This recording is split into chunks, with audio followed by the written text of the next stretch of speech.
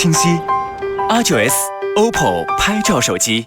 鬼火，朋友圈都传疯了，说是湖面突然出现蓝色的火焰，死者面部近白骨化，尸体右侧白骨化，四肢腐败严重，双手和右足表皮脱落。但是很奇怪，他左脚没有腐败，脚踝上方5公分处有一条明显的分界线。死者名叫卢真，13岁，他已经失踪5天了。经过尸检，我们发现这个孩子在死亡当天身上呈现出了很多种形态不一的伤痕。首先，眉骨处有一个很明显的创口，只有剧烈的打斗能形成这样的创口。第二种伤痕是这种椭圆形的伤痕。第三种伤痕出现在腹部还有下肢这种 U 型伤口。最后一种在腰背部，是拖擦伤的。这个案子看来不会简单。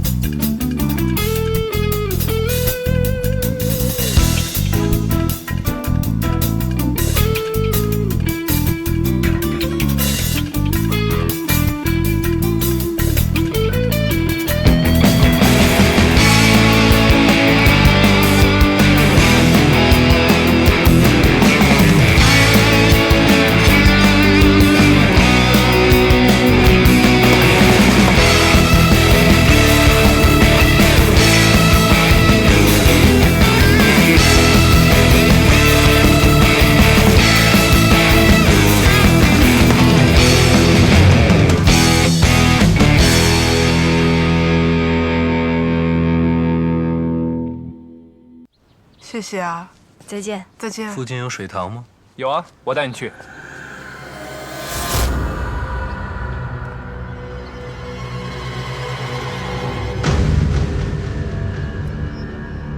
大宝，哎，走了。哦，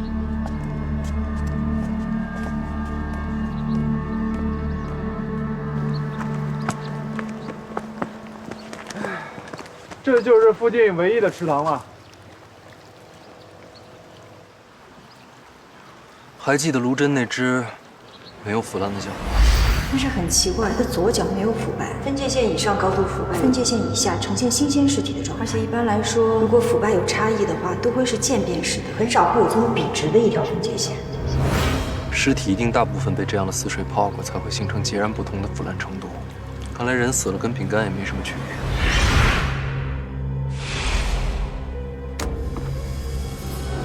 我还以为你真是禽兽呢。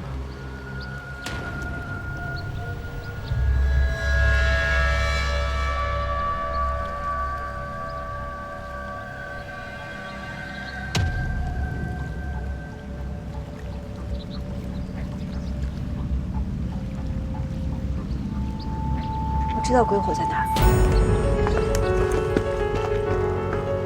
什么鬼火？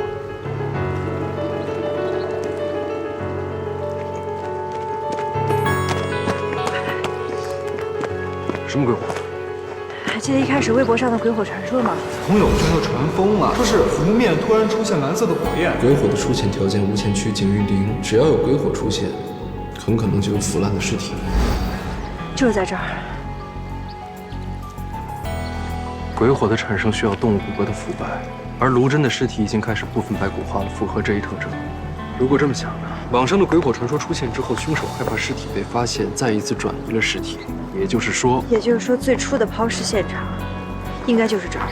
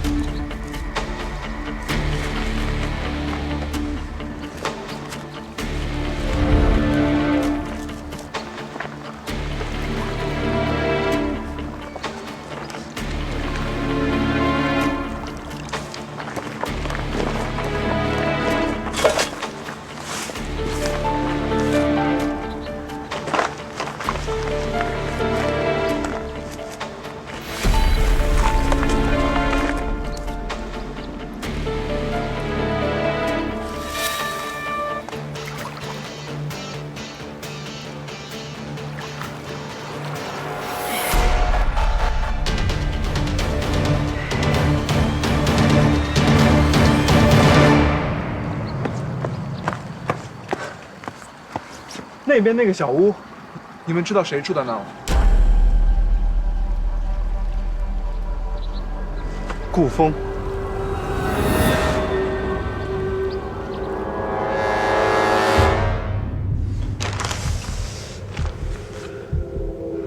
这是在你家池塘边捡到的手套，上面有你和卢真的指纹。请问这个怎么解释？还有这张在同一地点捡到的车票，上面有卢真的姓名和他的指纹。这是他在死之前2个小时买的车票。我能不能理解成为，卢真在死之前见的最后一个人就是你？我们兄弟俩在一块不好吗？那贱人抛弃了你，你给我清醒点！疼死你活该！我以后再也不会来管你了。大卢，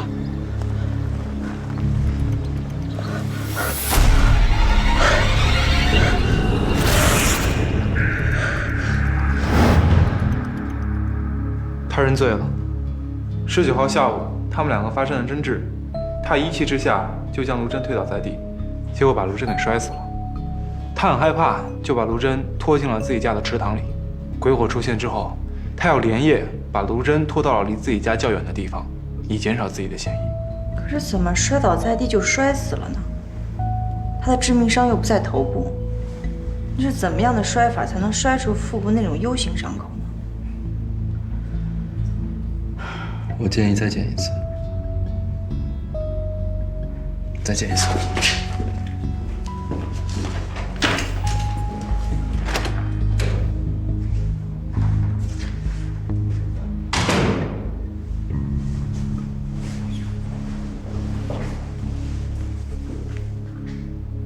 19号那天，卢真为什么要来找你？他是来跟我道别的，因为20号是他母亲的生日。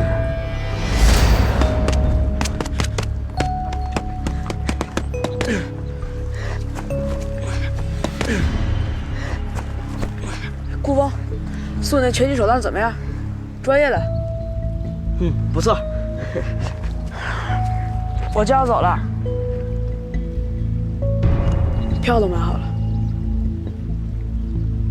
你就非要走啊？你也知道，我攒这么些钱，就是为了这张车票。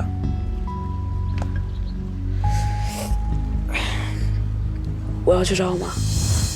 他都不要你了，你还去找他干嘛？我和你们不一样，我爸和我后妈还有我弟弟，他们一家人生活挺好的，我根本就是多余。而我妈不一样，她自己一个人生活，我得去陪她。我们都一样，都被父母抛弃了，你还去想着那个贱人干什么？说什么呢？那是我妈，不允许你这么说的。你就听不懂吗？那贱人抛弃了你，我们兄弟俩在一块有吃有喝不好吗？你给我清醒点！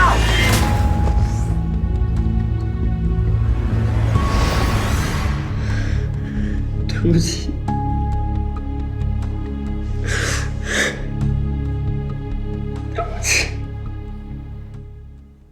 我们再来梳理一下，湄公处的创口是李弟造成的，这些还有这些是庞超打的，背部的拖擦伤是顾风留下的，唯独这个致命伤，我们却毫无头绪。这个对应致命伤上的 U 型伤口，还有腿上的 U 型伤口，会不会是一个人所为？很有可能。死者的继母有一个儿子，这个儿子跟卢真一样左腿有伤，这是巧合吗？难道是家暴？仔细看这些 U 型伤口，其实很像是高跟鞋的鞋跟所致。陈旭飞穿的就是高跟鞋。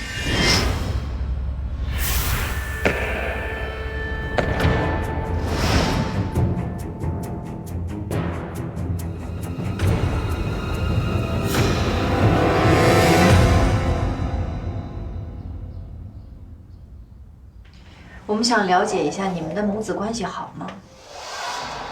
挺好的。是真的很好吗？真的。根据我们的尸检报告看，罗真身上有大量的伤痕，除了打架斗殴以及跟别人做人肉沙袋之外，还有很多伤痕是来源不明的。你什么意思啊？你平常有打他吗？他犯错，我当然打他了。19号那天，你记得你打过他吗？我打他了。你确定只是打了2下没有踹吗？你个王八蛋！王八蛋！怎么就死就不死了？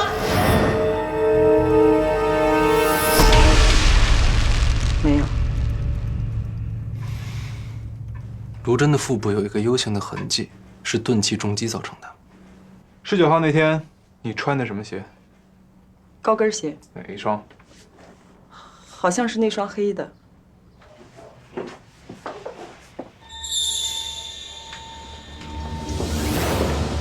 从法医的角度看，卢真的死因是肝脏破裂导致的腹腔内出血。也就是说，很有可能是你的行为导致了卢真的死亡。我们会把这双鞋拿回去和尸体身上的 U 型伤口做比对，如果吻合的话，你将会负法律责任。你们什么意思啊？你们怀疑是我把卢真给杀死的？我根本就没这么做呀！我承认，我狠狠打过他2次，就2次，可是都是有原因的。我第一次是因为他把我儿子带出去了，刚一出门就让车给撞了，把我儿子腿都撞瘸了，我能不打他吗？第2次就是19号，我一进门就听着我儿子喊救命。多少钱？就那点钱，你还死了？你干什么？多少钱？说。干什么你？干什么？当时我气急了，我就轻轻地踹了他2脚，我真的没想怎么样他，就是轻轻地踹了2脚。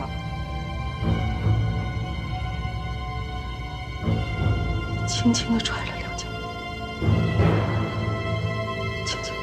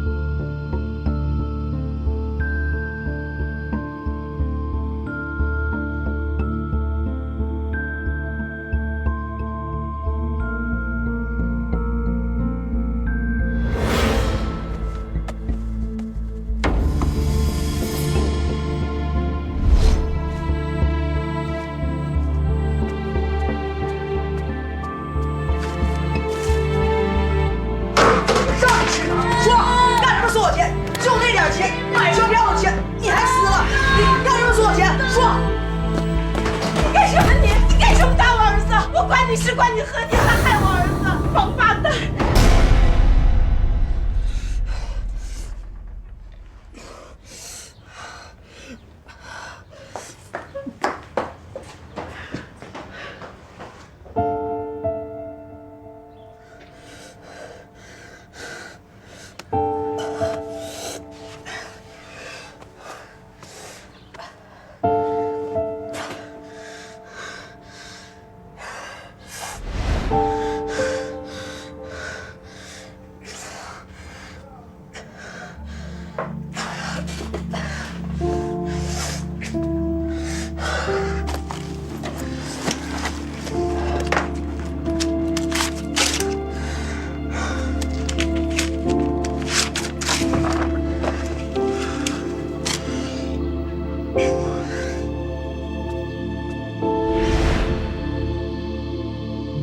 每一段陌生关系的建立，都期望以温暖的结局收场。但是，所有坚不可摧的情感，都有瞬间崩塌的可能。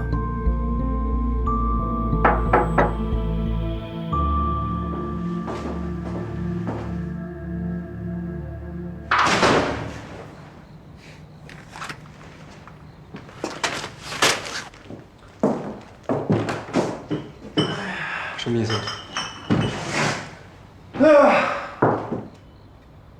送你这副拳套，以巩固我们之间友谊的小船。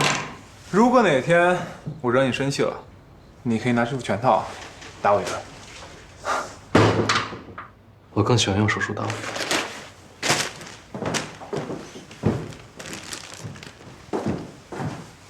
又吵架了？今天晚上我能在你家看场球吗？老规矩，声音关掉。我还要写结案报告。一脚射门，今天的比赛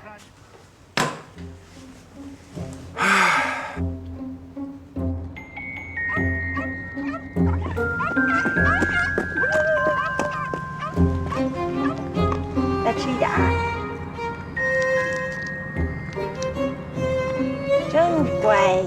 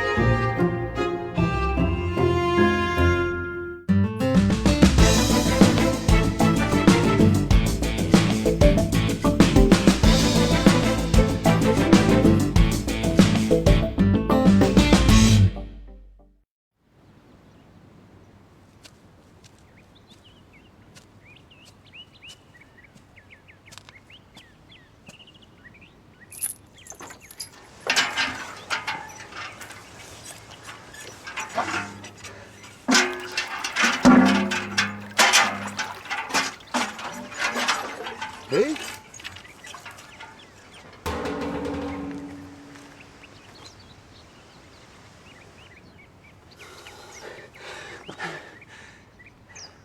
谁他妈家没事给我井里放东西啊？疯了！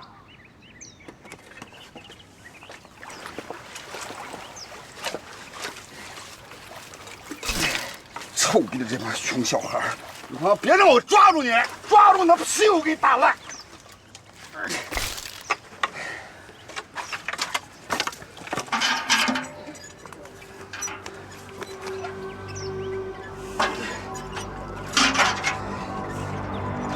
什么情况？奇了怪了！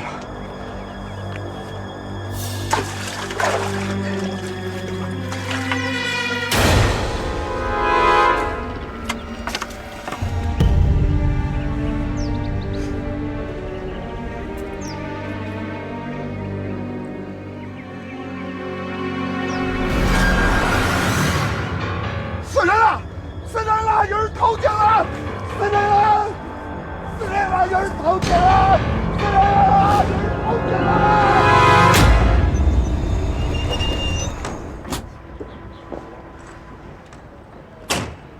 来了，哇，这谁的东西啊？这么沉？还能是谁的呗？老秦呢？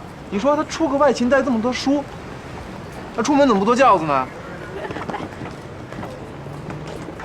那人呢？被上访家属困在里面了。那我去看看。好。潜在性疾病，扯淡！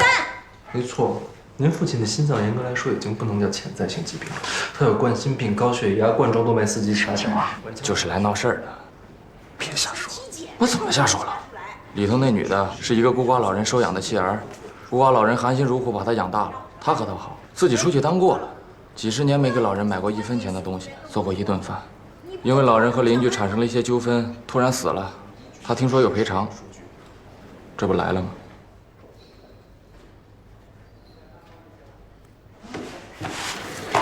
什么情况？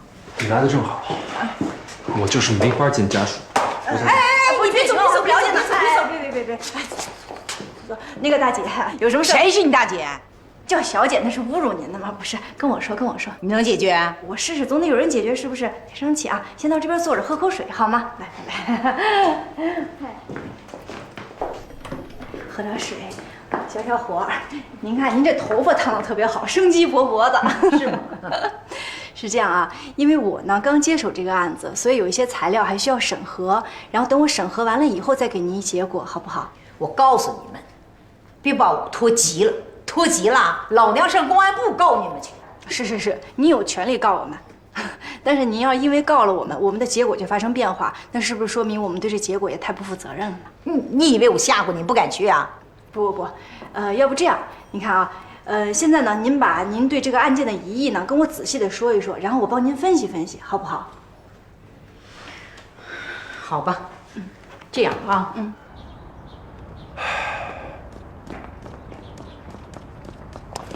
哟，这么快解决问题啊？那必须的，当今社会下想要生存，只有一技之长都不够用。那你以后可有的出面了，因为我们这位秦大法医是从来不见死者家属的。可以理解，有才华的人多少都有点脾气。因为能力强嘛，领导都比较惯着嘛。车窗没有这么个音。说你坏话呢？听着开心吗？林队，都准备好，咱们走吧。出发。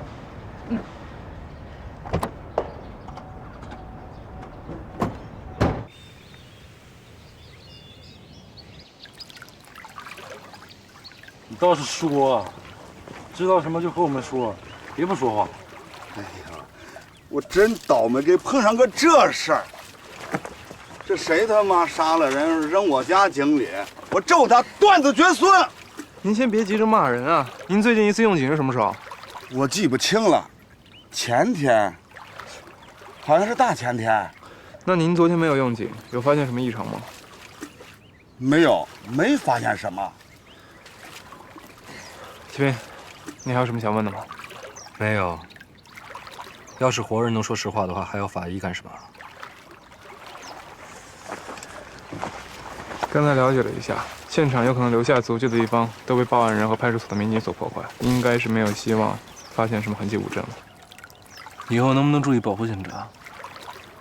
这个树枝堆附近作为重点保护，包括警察都不能靠近。好。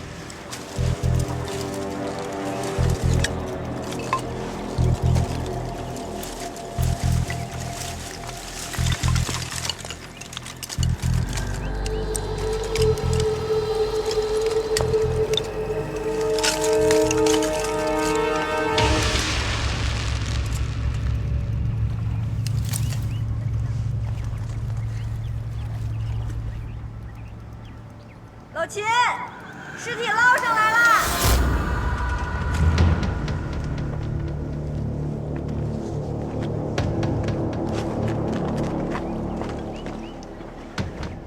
因为井水很凉，所以尸体没有腐败，也没有出现尸臭，腹部也没有出现湿痢。那需不需要测量一下室温，确定死亡时间呢？不需要，水的导热比空气快几百倍，这又是地下水，温度这么低，测量室温的办法会变得极其不准确。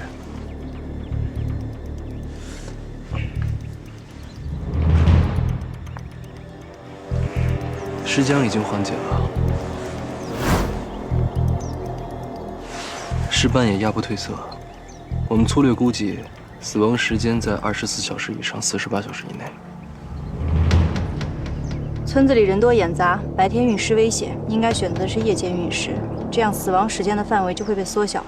应该是16日夜晚至17日凌晨死亡，然后抛尸入井的。抛尸入井，虽然看着很像他杀，但是也不能先入为主吧？说不定是喝醉了酒，或者发精神病，不小心掉到井里了。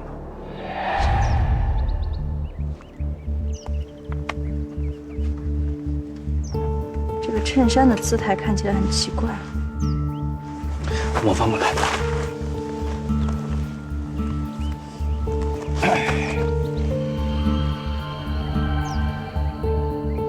你看死者的双肩跟背部，确实有损伤，只是伤到了脂肪组织，表皮也有擦伤，创面呈灰黄色，没有生活反应，应该是死后形成的。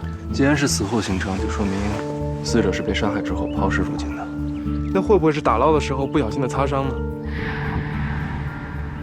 的确有一部分会是打捞时候形成的。尸体从下向上移动，擦伤作用力的方向应该是从手向肩，这样皮瓣卷起的方向应该是向正下方。可是有一部分却是相反的。尸体在井中的姿态是头朝下的，如果是落井时形成的擦伤，皮瓣方向应该是由头至腰的；如果在打捞时形成的擦伤，皮瓣方向应该是由腰至头的。但具体是溺死还是死后抛尸，这个就需要进一步解剖之后才能确认了。太好了，按照这个速度，我感觉我们今天就能回去了。尸源信息现在确定了吗？先确定是不是本村人吧。小黑，把人叫过来。是。麻烦您看一下，您认识吗？李军，谢立军，我们村的谢立军。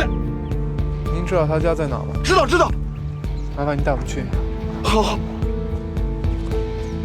小黑，处理一下尸体，准备解剖。是。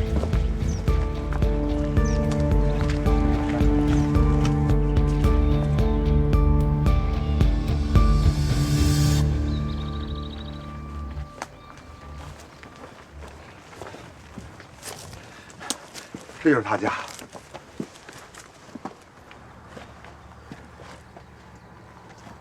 行，那谢谢你，您先回去吧，有什么事我们再联系你。啊，好嘞。路上一共花了10分15秒，带好鞋套再进去，封锁这个地方，除了我们3个之外，谁都不能入内。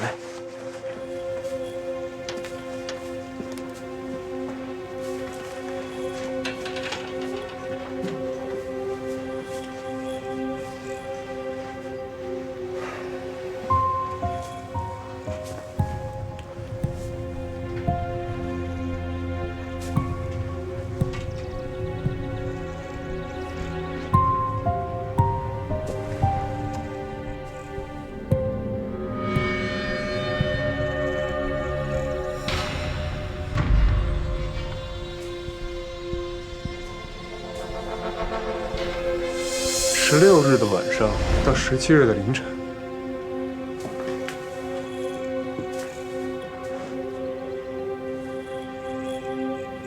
根据被子的形态，还有拖鞋所在的位置，死者很有可能是在睡眠状况下被人谋杀的。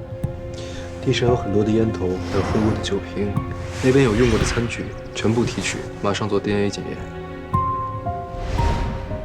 从棋盘的状况来看，红方把黑方将死了。这你也会？杂学家啊？从小就会。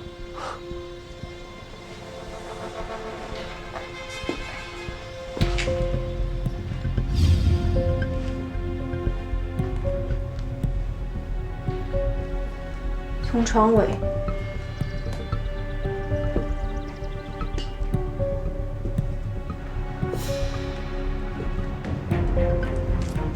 一直到门口，有一条宽宽的拖擦痕迹，盛烫的痕迹中间有几处是断开的。从宽度上看，应该是拖动尸体留下的，两侧是死者双手的位置。那说明是单人作案。如果是2个人的话，就可以抬，也会留下2名抬动者的足迹。很好，可以确定作案人数了。这趟痕迹延伸到这里结束了，说明从这里开始可能就运上了交通工具。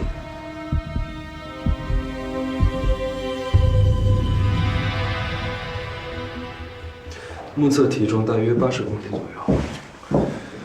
死者眼睑密布出缺点，手指和脚趾指甲乌青，口唇黏膜有大量的局限性出血和损伤，典型的机械性窒息死亡。案件性质定了，我马上向专案组汇报。等一下，确定死因的时候，我们必须对所有有可能的死因都进行排除，不然只能下联合死因的判断。是这个意思。溺死和捂压口鼻导致的死亡都属于机械性窒息死亡，我们需要通过解剖来进一步确定。如果武断的下结论，会影响侦查方向。明白了。你说这绳子在尸体上起什么作用？是不是勒颈啊？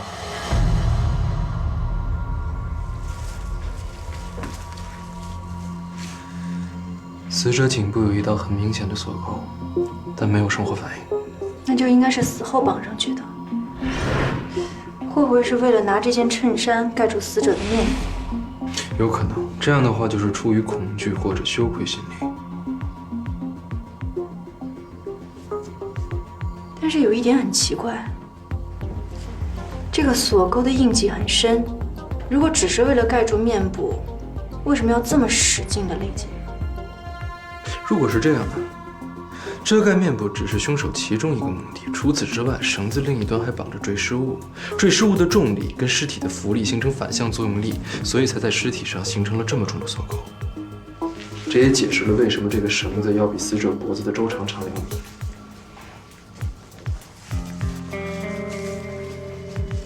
从绳子的另一端来看，确实很像是重物坠断的，那说明井里可能还有别的东西。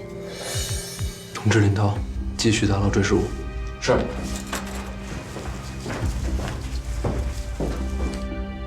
死者内脏淤血，心间有出血点，颞骨沿部出血。结合他口唇部的损伤来看，他的确是被人摁压住口鼻腔之后导致的机械性窒息死亡。胃内基本空虚，结合尸斑和尸僵的情况来看，死亡时间应该是在4月16号晚饭后6个小时左右。背部和双肩处有大量的损伤，都是拖擦伤，没有生活反应，全部是在死后形成。这些应该是在搬动尸体的时候造成的。双侧骨盆皮下有淤青，说明凶手应该是骑跨在死者的这个部位，捂压口鼻导致的死亡。可是这个动作，死者的四肢是可以动弹的，但是他为什么没有抵抗伤和约束伤呢？除非凶手比死者还要强壮，但是死者本身就很强壮，他具备反抗能力。根据我们的调查，死者名叫谢立军，61岁，终身未婚，独居。另外，死者还有一个哥哥叫做谢立国，他的家住在谢立军家以北500米的地方。两个人的交往不是很多，但两家人的关系还不错。因为谢立军是光棍，所以呢，谢立国家经常会送饭给谢立军。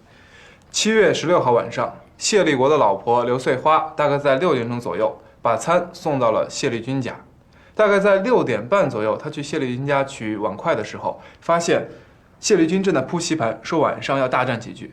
这跟我们在现场勘查的情况是一致的。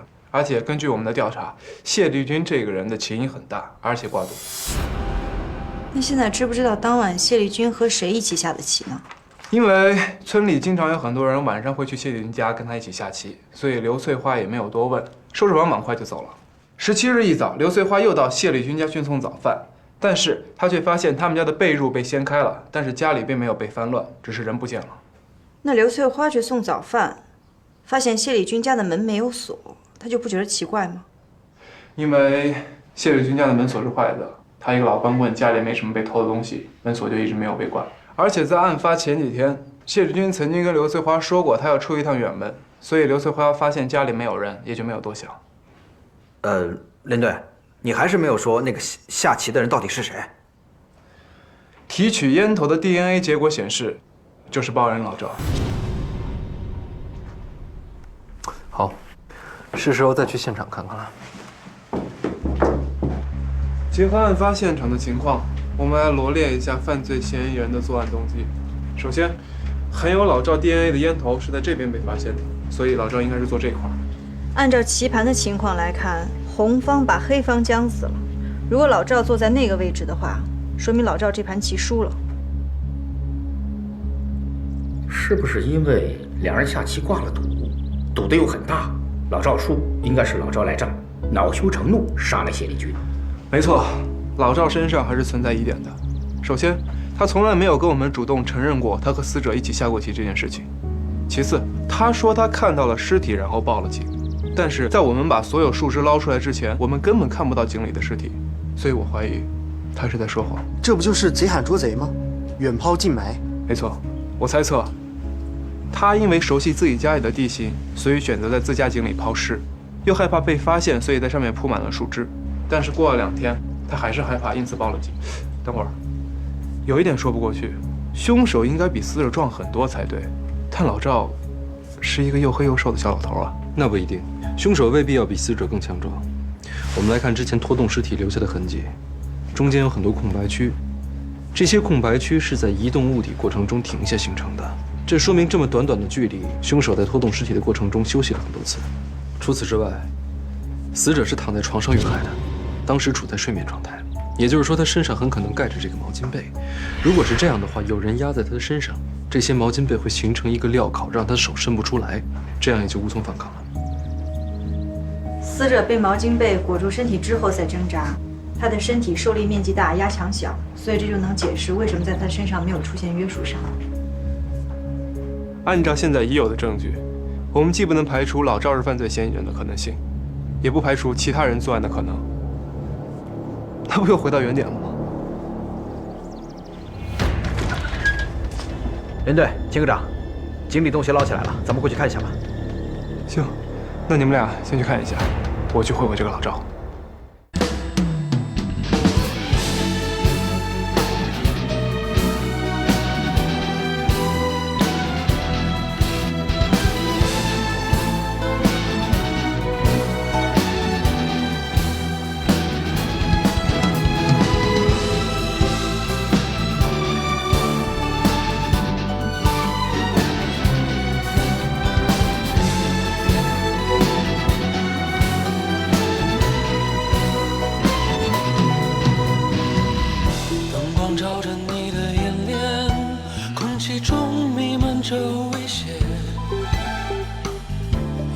谎言转眼欺骗，不是暗藏深渊。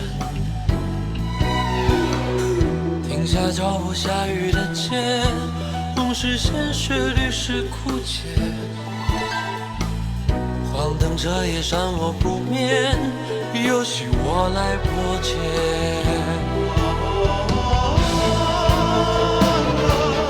不安的跳动间，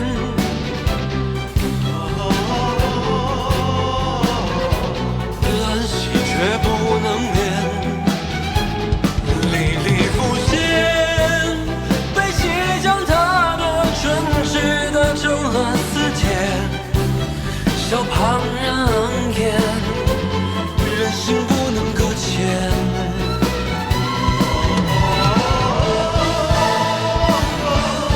苍天日月可见，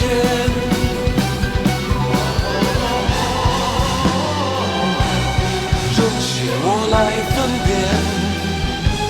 吹着口气，痛对冷眼，触摸黑夜，如墨如烟，回首起无还佛心。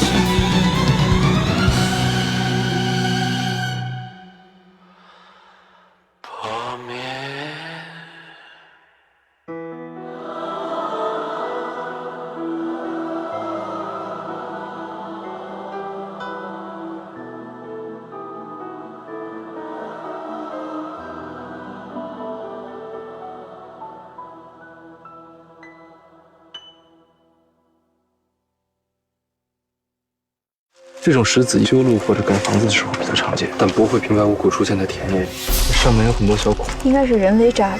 这里就是一个典型的三轮车掉头留下的痕迹，可以比对这个轮胎花纹了。我们家没有三轮车啊。如果他家没有三轮车，为什么会有这么新的三轮车吧？死者叫胡奇，37岁，是这个影视基地道具师。在这种封闭的环境下杀人，凶手难道是蓄谋已久吗？